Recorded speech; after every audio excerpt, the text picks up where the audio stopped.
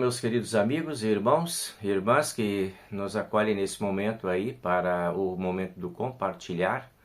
Esse momento é um momento da comunidade evangélica luterana São Mateus, aqui de Cachoeirinha, e nós temos esse hábito então de estar compartilhando com você momentos da história da Bíblia que nos inspiram para as nossas próprias histórias. Estamos olhando então o Antigo Testamento e os personagens que transitaram aí pelo Antigo Testamento, deixando seus legados e suas contribuições para inspirar as novas histórias que nós vamos construindo agora. E hoje nós temos aí um olhar especial para o Daniel, então, na nossa sequência das últimas histórias que olhamos. Vamos aí com a história de Daniel no palácio de Nabucodonosor, né? Então, Daniel ele estava dentro desse período do cativeiro, né, que é o período em que o Nabucodonosor tinha levado o povo escravo, né, o refém dele, né, para outras terras, né, e lá na Babilônia, então, eles ficaram impedidos de fazer, né, a sua religião, a prática, né, da sua religião, porque dentro da Babilônia existiam outros deuses. Inclusive, um dos momentos bem críticos é esse que Daniel está vivendo agora. Então Daniel é um profeta de Deus lá no meio desse povo. E ele vai para lá, junto com seus amigos. Eles foram levados para lá por serem conhecidos, né, por suas habilidades, seus conhecimentos, sua inteligência, né? Despertaram curiosidade da parte também do rei, né? E foram acolhidos então para dentro do palácio, numa condição especial, não como escravos, agora como tipo conselheiros do rei lá, né? E o que a gente vai perceber aí nesse contexto é que o Nabucodonosor ele mandou escolher, né, alguns filhos do povo de Israel que tinham boa aparência, que eram instruídos em sabedoria, versados em conhecimento, que fossem competentes para assistirem a ele no palácio, é o que diz a história aqui, né? Então, ensinaram para eles a cultura e a língua, né, deles, né, para esses personagens novos que foram escolhidos aí. Jovens novos que foram fazer assim uma experiência nova, né? Saíram daquele povo da condição de escravos e foram para dentro do palácio para morar com o rei. Entre eles então estavam o Daniel e os seus amigos, Sadraque, Mesaque e Abednego. Eram 4, né, que foram escolhidos para irem então lá morar no palácio e desenvolverem lá dentro do palácio a sua vida. O que acontece é que a vida, né, desses reis, tipo Nabucodonosor, que eram reis muito fortes, muito poderosos, e toda a cultura palaciana que eles desenvolveram era um tanto misturada com muitas práticas assim religiosas e com muitos costumes pagãos, né, que não condiziam com tudo aquilo que o Daniel conhecia e seus amigos conheciam dentro da sua religião. Apesar de eles estarem cativos, eles mantinham a sua fidelidade, né, aos princípios que eles tinham aprendido dos seus pais, e eles mantinham essa fidelidade.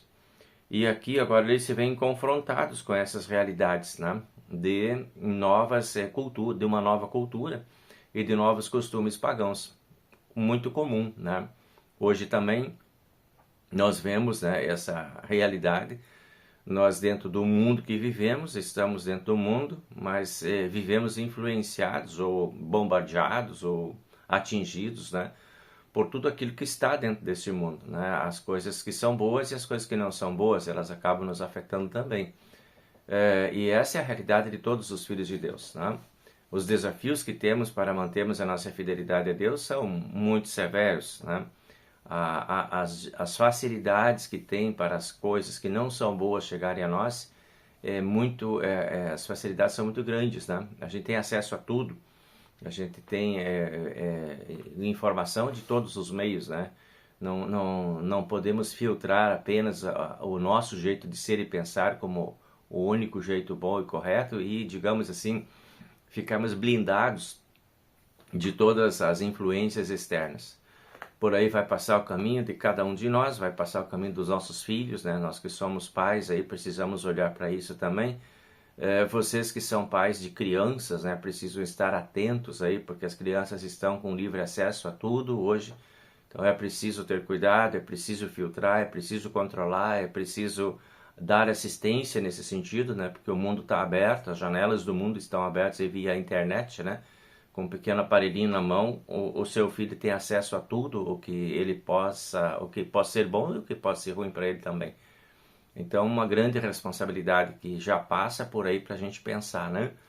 Assim como aqueles jovens lá com Nabucodonosor estiveram expostos dentro do palácio, né?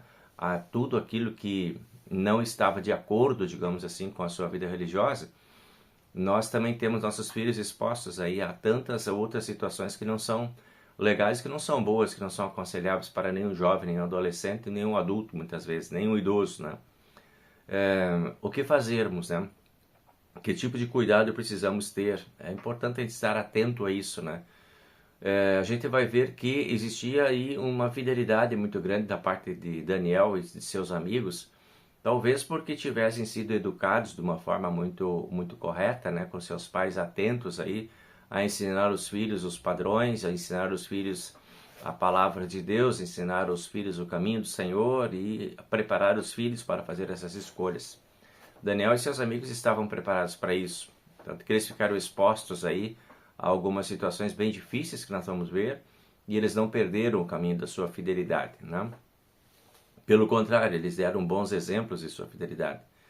Apesar de eles serem educados dentro do castelo agora, né, por uma cultura diferente, a gente vê que eles não perderam as suas referências, eles não perderam as suas heranças, né, morais, éticas e religiosas, eles mantiveram fiéis.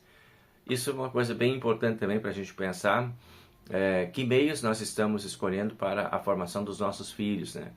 Ou o que está acontecendo com nossos filhos nos meios em que eles estão inseridos. A escola, que escola é essa? Como é? O que está acontecendo lá?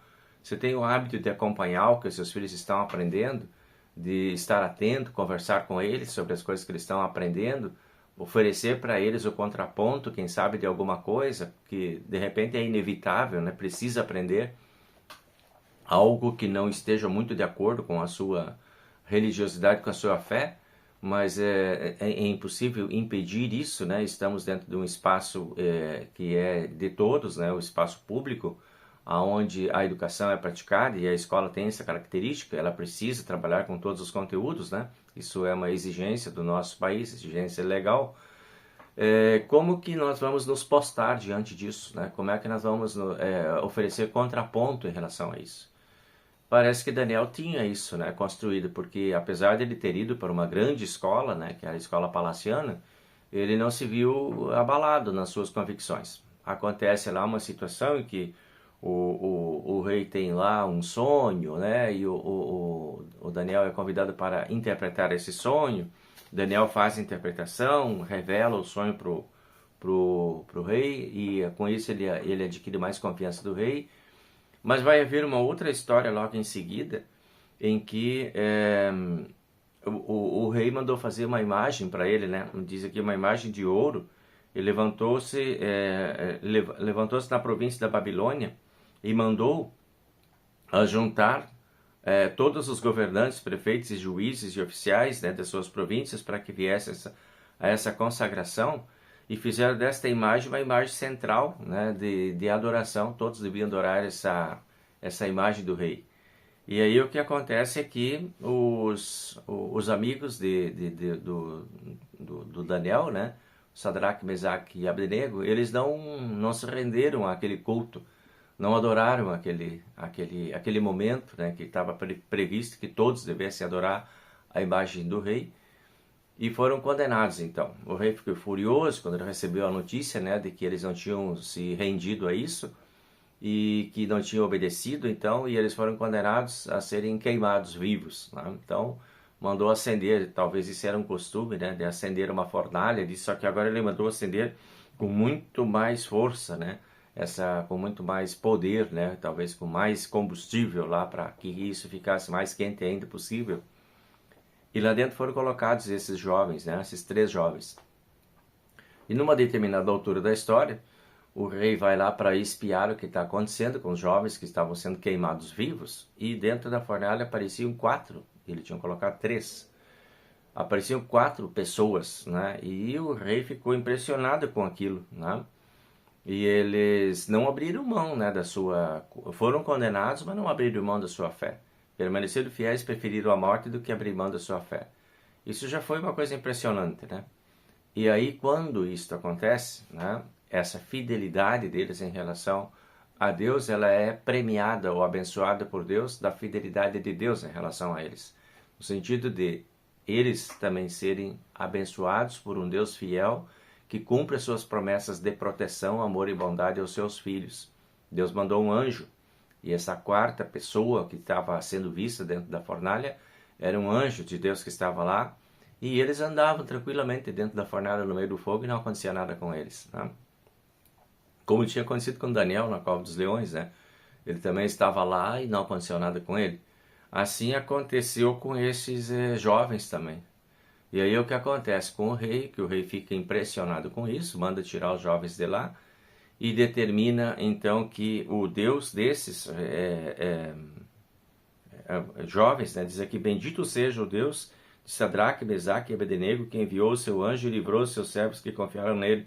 Portanto, agora eu faço um decreto que em todo o império babilônico devesse ser adorado o Deus verdadeiro desses 3 jovens. Olha que impressionante essa virada de história. No último minuto, lá no último tempo, né, na prorrogação, lá nos pênaltis, a coisa é definida de uma forma diferente, né? Deus acaba ocupando um espaço importante no cenário da vida daquele grande rei que se tinha por Deus. Então ele abdica dessa posição e reconhece os deuses de Sadraque, Mesaque, Abednego e de Daniel e decreta que este é o Deus deles também.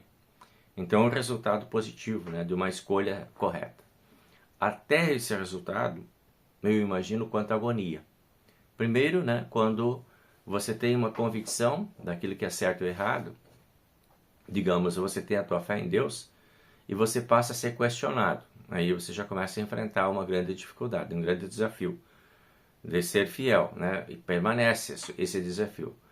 Aí o que acontece? Você é desafiado, você passa por todos os momentos de desafio, todas as dificuldades que isso traz, né? Todos os medos, todos os temores, todas as injustiças, é uma enxurrada de coisas que não são boas de serem experimentadas por quem está sendo testado. A vida passa por esse momento. Temos desse tipo de coisa em nossas vidas também. Grandes desafios, não é pouco nem é fácil de ser enfrentado. A vida tem essas situações, né? Aí, nesses momentos, parece, às vezes, dá a sensação de que tudo está perdido, né? De que a gente está abandonado, que Deus não está vendo nada, e dá uma sensação muito ruim de abandono, né? Então imagina isso tudo passando, né? Ali não diz quantos anos isso aconteceu, quanto tempo, quantos dias, quantas horas, enfim, mas é agonia, é muita agonia. Aí, como digamos assim, indo para o final dessa agonia, aumenta a agonia. Vão ser condenados agora, vão ser denunciados injustamente e vão ser condenados injustamente, né? Passam por toda a injustiça de novo, sofrimento, dor, injustiças e, né, motivos suficientes para a revolta, aí vão aparecer. E aí eles são condenados e são colocados no fogo. Pronto, perdemos, terminou a nossa história, né? Aquele Deus que era justo, santo, protetor, que ia nos proteger, cadê? Vão lá ser lançados para dentro de uma fornalha. A sensação de que tudo está terminando mal deve ser altamente desesperadora, né? A gente fica imaginando como é que isso acontece. O que tudo isso pode significar na vida de uma pessoa. E lá estavam eles então condenados. E bem no finzinho da história, bem na virada da história lá, quando aparentemente acabou tudo, começa tudo de novo. É lá que Deus entra na história e lá que Deus faz virar a situação, porque até lá, naquele momento difícil, precisavam manter-se fiéis a Deus. Às vezes a gente desiste antes do fim da história. Por qualquer motivo que seja, ou por fraqueza, ou por revolta, ou por seja lá o que, a gente se inconforma, né, com o andar da coisa, com o sucesso daquilo que não presta à volta da gente, se crescendo, o mal crescendo, as injustiças crescendo, e às vezes a gente fica tão impressionado que a gente desiste. E desiste antes de terminar, né? Então, aqui nós temos um detalhe importante no sentido da persistência, o valor da persistência. o quanto que vai ser importante que a gente tente trabalhar conosco e com nossos filhos, de que hoje, quando a gente está sofrendo algumas situações, né, hoje nós temos muito comum aí o bullying, né, que é um abuso, né, entre as pessoas por causa, às vezes, das crenças, por causa da fé, por causa da religião, por tantas coisas, né, de não desistirmos antes da história de fato terminar. A história termina para aqueles que continuam fiéis até o fim, a história termina sempre de uma forma vitoriosa. Aqui nós temos esse exemplo, né? Eu fico imaginando o quanto de sofrimento tiveram que passar até chegar lá naquele momento, né? De serem jogados para dentro de uma fornalha e só enxergarem um anjo de Deus quando estavam dentro do fogo. Até aquele momento era preciso permanecer fiel e confiando que Deus ia fazer alguma coisa. E Deus levou eles até o extremo da sua fé. E ali Deus colocou a sua mão e não deixou nada acontecer. Talvez esses sejam desafios que nós temos que enfrentar também na nossa caminhada, né? Talvez tenhamos que passar por momentos de grandes provações e tenhamos que chegar até o extremo das nossas próprias forças para então sentirmos a presença de Deus. Então, meus irmãos, não desistamos diante das provações. Sejamos fiéis, sejamos fortes, peçamos a Deus que Ele nos dê essa firmeza, essa fidelidade, a fim de nós podermos experimentar o cuidado, a proteção e o amor de Deus, como aqueles jovens puderam receber da parte de Deus, né? Puderam experimentar. Então, que Deus abençoe, que você também possa ter essa resistência, que você possa pedir a Deus essa força e que você seja atendido no seu pedido para que você não desista no meio das dificuldades e tentações, mas que permaneça fiel até o fim. E no fim, Deus tem a mão estendida sobre todos aqueles que confiam nele e não deixe nossa história terminar ruim.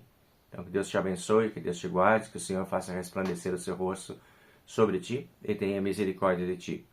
Que a Deus, na sua grandeza e no seu amor, nos dê sempre a sua paz. Esteja com Deus. Uma feliz semana, um feliz final de semana para você. Que Deus abençoe a todos aí, tá bom? Um forte abraço. Nos vemos na próxima quarta-feira. Tchau, tchau.